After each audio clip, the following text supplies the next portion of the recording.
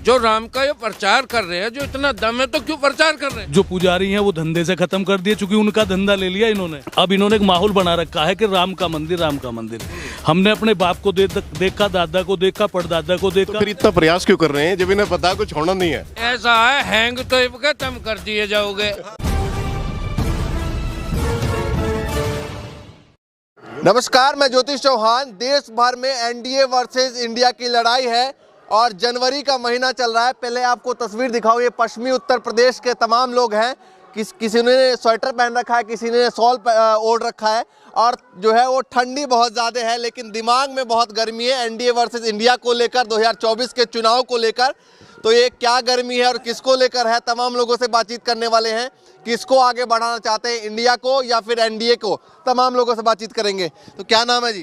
प्रेम चौधरी है। तो चौधरी साहब ये बताइए, क्या लग रहा है इस बार एनडीए को आगे धक्का मार के बढ़ाएंगे या फिर इंडिया को, किसको आगे ले जाएंगे? हमें तो लग रहा है जो धर्म को धक्का लगा देगा वही आगे चला जाएगा। अच्छा, यहाँ तो केवल धर्म ही बचा है। धर्म के अलावा ना रोजगार बचा है, हाँ, ना अन्य व्यापार बचा है, ना खेती बाड़ी बची है, केवल धर्म ही बचा है। हाँ, अभी हमने पिछले दिनों एक मीडिया में फोटो देखा था, हाँ, हमारे माननीय प्रधानमंत्री मोदी जी हाँ, राम जी को लिए हुए थे, हाँ, और साथ में एक छोटा सा राम जी बनाए हुए थे, हाँ, और वो ऐसे चल के ले जा रहे हैं, हाँ, देखा होगा, हाँ, बड़ा बवाल मचा था, हाँ, ऐसा लगता था जैसे जो मोदी जी हैं राम जी को मंदिर में छोड़ने जा रहे दिखाया गया था, हाँ, लेकिन हमें लग रहा था जैसे वो राम जी का मंदिर में एडमिशन कराने जा रहे हैं। अच्छा, क्योंकि हम देखते थे अंग्रेजी में तो बोलते में पहली नर्सरी, प्री नर्सरी, और देसी में बोल रहे हैं कच्चे एक में, तो लगता था वो धर्म के नाम पे राम जी का कच्चे एक में एडमिशन कराने जा रहे थे। अरे राम का स्वरूप विराट है, हम सब उनसे छोटे हैं।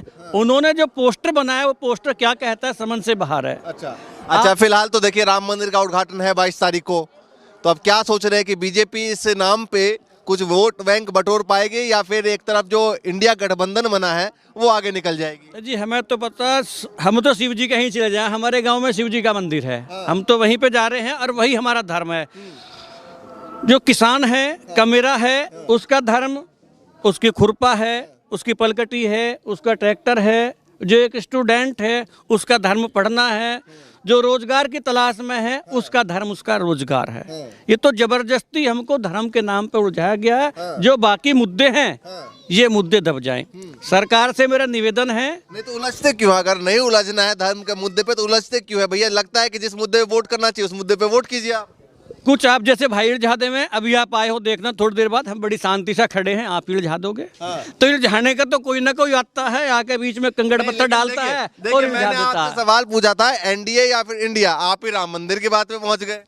मैं यही तो कह रहा हूँ, चल यही रहा है, जबरदस्ती यही चला रहा है, यही चीज प्लांटेड हो रही है, यही चीजें कि लोग उसी में लगे रहे। धर्म अब से पहले भी था, धर्म राजा राम जी का भी था, धर्म कृष्ण जी का भी था, धर्म अकबर का भी था। उसने नया धर्म दीन इलाही चलाया था, फ्री छोड़ दिया था, सारा काम करो, 18 लोगों ने अपनाया था। चलिए ठीक है, आप बताइए क्या नाम है? सुबोध प्रधान खंजरपुर। तो प्रधान जी ये बताइए, क्या लग रहा है इस बार इंडिया आगे है या फिर एनडीए आगे है? दोनों में भरपूर दल है, एक में 25-26 दल है, एक में 37-38 दल है। अब क्या घमासान होएगा? हाँ, एनडीए ये मत मानो का आसानी से जीत जाएगा। हाँ, गठबंधन जो बना है ये, हाँ, इंडिया जो गठबंधन बना है, हाँ, इसमें एक ही कमी मैं समझ रहा हूँ पूरे भारत में, हाँ, अगर मायावती इसमें आ जाती है। अच्छा, मायावती की कमी खल रही है? कमी खल रही है। अगर मायावती इसमें आ गई तो हम बीजेपी को डिफीट दे देंगे। अच्छा, हमारा मानना ये है। और मायावती नहीं आए तब भी तो 25-26-37 कर तो जब भी दी जाएगी, मजबूती से लड़ाई लड़ी जाएगी, संघर्ष जब भी रहेगा,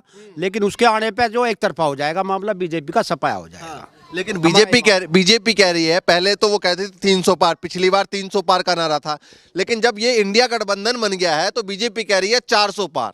ये उनकी गलतफहमी है, ये उनकी गलतफहमी है एनडीए की। अब का उनका भ्रम लिगड़ जाएगा। बस हम ये प्रयास कर रहे हैं मायावती हमारे में गठबंधन में हो राजा और बीजेपी का सपाया हो जा, हमारा ये उद्देश्य है। बहुत बढ़िया। लगता है हो पाएगा? अगर वो गठबंधन में आ गई तो सपाया हो जाएगा। ये पास राम मंदिर है। राम मंदिर देखो, ये तो आस्था का वो है। राम मंदिर तो हमारे यहाँ भी है, सब हर गाँव में है, लेकिन इसको वो भुना रहे हैं। हिंदुओं के नाम पर राम मंदिर यो लगा के भुना रहे हैं उसको वोट के लिए। इससे भी लोग बाग प्रभावित होंगे। पश्चिमी यूपी का मुद्दा क्या होगा? पश्चिमी का मुद्दा तो यही है, गन्ना किसानों का पेमेंट नहीं हो रहा। सबसे बड़ा मुद्दा तो यो है, भाव नहीं खुला आज तक। मिल चलते हो गए, पिछले साल का पूरा पेमेंट नहीं हुआ। पश्चिमी उत्तर प्रदेश का तो यही मुद्दा है, बेरोजगारी आप देख ही रहे हो क्या है, रोजगार नहीं फिर वोट पड़ेगा इस मुद्दे पे? किस पे? हाँ, इस मुद्दे पे बहुत 22 तारीख को जो उद्घाटन होगा उसी मुद्दे पे सब बहेंगे? ऐसा नहीं है, उस पर कोई नहीं बहेगा। अच्छा, नहीं बहेंगे। वो वहाँ लोकल है, जो आस्था वहाँ अयोध्या के आसपास है, वहाँ भी बीजेपी हारी है, ऐसा थोड़ी है बीजेपी ना हारी है, सपा जीतती है वहाँ भी। वहाँ तो सपा भी जीतती है, अभी जीतती है पीछे से। अब चलो राम मंदिर का मुद्दा है, वहाँ थोड़ा सा हो सकता है लोकल में हो, लेकिन अदर्स नहीं है कुछ भी। चलिए ठीक है, ये बताइए इतना सारा ओढ़ रखा है, ठंडी है गर्मी है? ठंडी है इसलिए बाहर तो बहुत ज्यादा दिखाई दे रही है। गर्माहट अब चुनाव जो 2024 का आ रहा है ना, ये लोग मंदिर पर ये चढ़ना चाह रहे हैं, विकास पर चुनाव नहीं लड़ रहे। ये मंदिर का यदि विकास पर चुनाव लड़ते तो 5 साल में इन्होंने काम करा, अपने काम भी तो बताते। अब ये मंदिर को दिखा बहुत गिनवा रहे हैं काम। नहीं, ये कुछ नहीं। अब ये मंदिर को 3 महीने से इन्होंने मंदिर को टारगेट बना रखा, लोगों के दिमाग हैंग कर रखे, सारा दिन टीवी पर यही दिखाते रहते हैं। अब लोग 2024 में मुद्दों पर वोट देंगे। वे देंगे यहाँ पश्चिम में गन्ने का है, गेहूँ का है, आवारा सांड घूम रहे, इस मुद्दे पर वोट देंगे। रोजगार पर देंगे, अग्निवीर के साथ इन्होंने क्या करा उन पर वोट देंगे। ये इस मंदिर को भुना लिया इन्होंने। अब नियम पर जब उंगली पहुंचती है उस वक्त तो फिर एक ही मतलब दिखाई देता है। दूसरी बात, ये 400 के पार कह रहे, 400 के बाद ये जनता के भरोसे पे नहीं कह रहे, ये ईवीएम में घोटाला करने के भरोसे पे कह रहे। ईवीएम में भी गड़बड़ करते हैं, ये 10-5 हजार की वोट करते हैं, वही जीताते रहती है। कांग्रेस तेलंगाना में कैसे जीत गई, वो हिमाचल प्रदेश में कैसे जीत गई? एक बात बताओ, आपका एक ही आदमी के सब चाटे मारते चले जाओगे? कहीं कहीं छोड़ के भी जाओगे, थारे मुंह पर मारने वाला होगा, सबके थोड़ी मारोगे भाई। किसी बौद्धे की तो मारोगे, तगड़े के नहीं मार सकते। अब ये देख रहे हैं, जैसे अब जो रामपुर में चुनाव हुआ, उपचुनाव हुआ था, वहाँ इन्होंने वोट नहीं डालन दी, और 7वें राउंड पे इन्होंने जो है टावर नहीं आ रहे, वोट नहीं खुलन दी, खतौली में कर लेते। अब ये देख के करते हैं, जहाँ मुंह पिटने का डर है वहाँ नहीं करते, और जहाँ मुंह बचने का वहाँ करते। चलिए आप बताइए, क्या नाम है? मेरा नाम संजीव कुमार। तो क्या सोच रहे हैं इस बार, क्या होने वाला है? इंडिया, एनडीए क्या कमाल करने वाली है? कौन सी पार्टी? इंडिया। अच्छा, क्यों लगता है? लगता क्या हो ही गए से। और बीजेपी जो 400 पार की बात कह रही है, कुछ सोच के तो कह रही होगी। बीजेपी कुछ नहीं कह रही है, ये तो राम ने भी देख के खाओगे। जब जब चुनाव आते हैं, गन्ने का जब तो भाव बढ़ाते हैं। ये तो चुनाव लड़ने की पार्टी होगी, मात्र देश का, किसी चीज का, कोई बेरोजगारी हो, कुछ हो, किसी चीज से मतलब नहीं है इन्होंने चुनाव से मतलब है। आप एक बात बताओ, जब चुनाव होते हैं जब ही गन्ने का भाव बढ़ाते हैं, वैसे गन्ने का भाव नहीं बढ़ावे। अब ये राम ने भी जो राम का ये प्रचार कर रहे हैं, जो इतना दम है तो क्यों प्रचार कर रहे हैं? मंदिर बना रहे हैं, बहुत अच्छी बात है, आस्था है, सभी लोगों को जाना चाहिए। आस्था एक अलग की चीज होगी, आस्था हमारी भी है राम से। तो संसद है, संसद में से 150 MP इन्होंने बाहर कर दिए और कानून बना दिए। वहाँ किसकी आस्था थी? लोगों ने वोट दी थी, 150 आदमी ऐसी थोड़ी जीत के गए थे, वे वोट लेके गए थे। बड़ा बहुत प्रतिनिधि का वोट मिला था उन्होंने, लोगों ने बहुत उम्मीद थी, क्या ऐसा अब निकाल के संसद में से निकाल के कानून बना दोगे? तो आस्था वो क्यों नहीं करते? मंदिर पर आस्था दिखा रहा है, आस्था का तो मंदिर हमारा वो है संसद भवन, उसमें से जब कोई भी कानून बनाते हैं उसमें निकाल देते हैं। चलिए, 400 पार की बीजेपी बात कर रही है, इंडिया आने के बाद कितना लगता है आपको, आपके हिसाब से? हम अब के बार इनका चुनाव ये हारेंगे, ये अब की बात जो समझ रहे हैं ना, इनके सारे रिकॉर्ड टूटेंगे, ये हारेंगे और इंडिया गठबंधन आओगा। वो तो कह रहे हैं इंडिया गठबंधन में जानी नहीं, ये गलत, ये कह रहे हैं, ये कह रहे हैं, इन्होंने कहे क्या, ये तो मोड़ के दूसरी तरफ ले जाते हैं। चलिए ठीक है, आप बताइए भाई साहब, क्या लग रहा है एनडीए को लेकर जो दावे वादे किए जा रहे हैं 400 पार, हकीकत में हो पाएगा? क्या है इंडिया, कहाँ है गठबंधन? इंडिया क्या है? इंडिया तो देश भी है। देश है, इंडिया गठबंधन की बात कर रहा हूँ। कहाँ गठबंधन हो गया? आपस में तो लठबाज रहे हैं, सिर फूट रहे हैं, क्या देश चलाएंगे? ये तो नहीं, मैं बोल रहा हूँ इंडिया गठबंधन नाम रख दिया, उसका इन्होंने बनाया, इसका एक वो इशू बना लिया भाई। इंडिया कितना उसे बता ले भाई, इंडिया नाम रख दिया, ये तो अंग्रेजों ने रखा था भाई। इंडिया के कई नाम है, हिंदुस्तान भी है, भारत भी है, इंडिया भी कई नाम है, किसी भी नाम से पुकारा जाए भाई। इन्होंने वही टारगेट बना लिया, इंडिया रख दिया, ये तो विदेशी है, ये तो बहुत गलत रख दिया नाम, उसी को 3 महीने तक घुमाते रहे। ये लोगों के दिमाग पे हैंग करते और कोई कहीं नहीं है, काम नहीं करते, हर समय चुनाव के मूड में रहते हैं, चुनाव लड़ते हैं 5 साल और कुछ नहीं करते। ठीक है, बताइए। अगर ये इतने काबिल हैं कि लोगों के दिमाग हैंग कर लेते हैं जैसे कह रहे हैं, तो फिर इतना प्रयास क्यों कर रहे हैं जब इन्हें पता कुछ होना नहीं है? ऐसा है, हैंग तो तुम कर दिए जाओगे, ऐसे कर दिए जाओगे, याद रखोगे। ये भाई हमारा है, लोकदल का है, लेकिन माइक के आगे देखते डर है इतना, कदी सामने ईडी का छापा लग जा। हाँ, इस बात का डर है। और ना तो यहाँ मात्र जयंत चौधरी लोकदल के वोटर है और या बीजेपी से ना कोई मतलब था ना आगे ना कभी रहेगा। अच्छा ये बताइए, जयंत चौधरी जो कह रहे हैं कि भैया अग्निवीर को लेकर, चूंकि युवा पश्चिमी यूपी में बहुत ज्यादा तैयारी करते हैं सरकारी नौकरियों की, तो जयंत चौधरी कह रहे हैं कि अगर हमारी सरकार बनती है तो अग्निवीर को हटा देंगे, एक तरीके से रद्द करवा देंगे। देखो एक बात है, अगर जयंत चौधरी ने ये बात कही है तो बिल्कुल करके रहेंगे। जयंत चौधरी झूठ नहीं बोलते। इनकी तरह जो विधानसभा के चुनाव में बिजली का बिल आधा कर देंगे 12 का, 1 रुपया नहीं घटाया, पूरा बिल जमा करा हमने अब फिर ये न्यू कह रहे बिजली के बिल पूरे ही माफ कर देंगे। तो ये तो झूठ बोलने की मशीन है। बीजेपी का दूसरा नाम झूठ बोलने की मशीन, पक्का ड्रामेबाज है। जो प्रधानमंत्री है पक्का ड्रामेबाज है।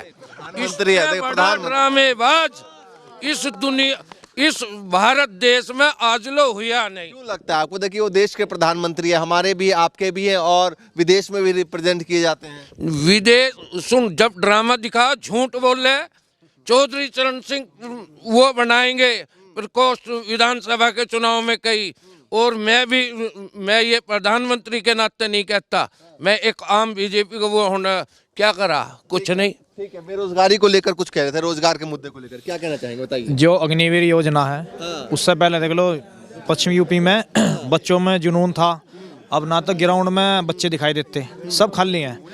वैकेंसी केवल एक पुलिस की रहेगी, ऑफिस जॉब कॉलेज है यूनिवर्सिटी है, क्लर्कों की बाबू की वैकेंसी खाली पड़ी है। लैब फिजिक्स लैब हो केमिस्ट्री लैब हो, हमारे यहाँ कॉलेज है सीसीएस के, सब कॉलेज खाली पड़े हैं।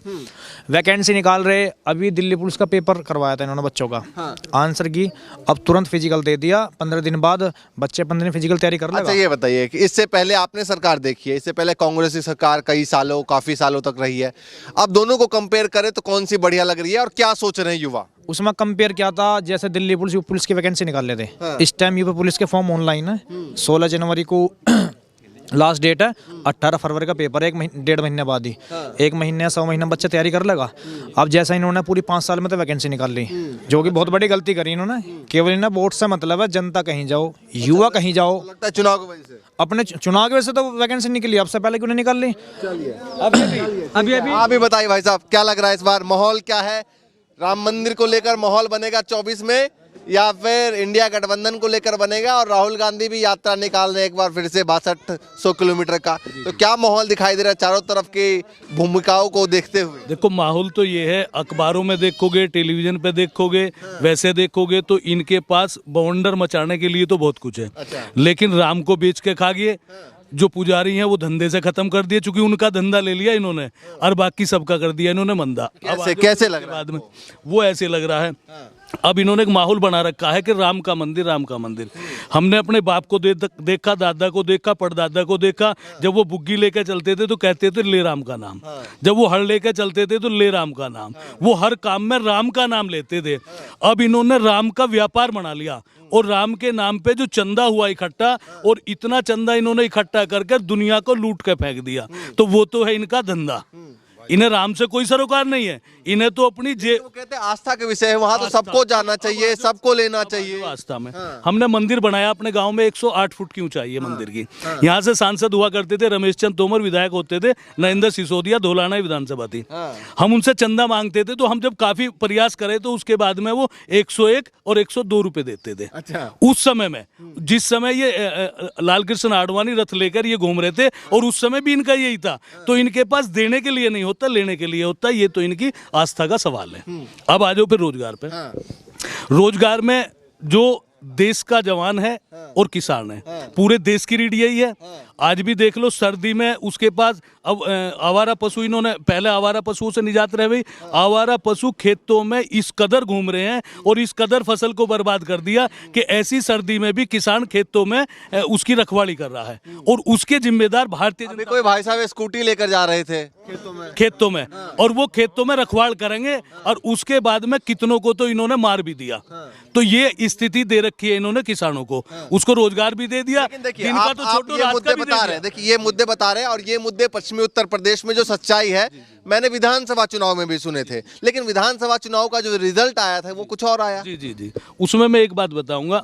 ये कुछ लोगों को जैसे ईवीएम में भी है, ईवीएम पे भी जो बात आई है तो कोई वैसी बात नहीं है, निरर्थक, वो बात सार्थक है।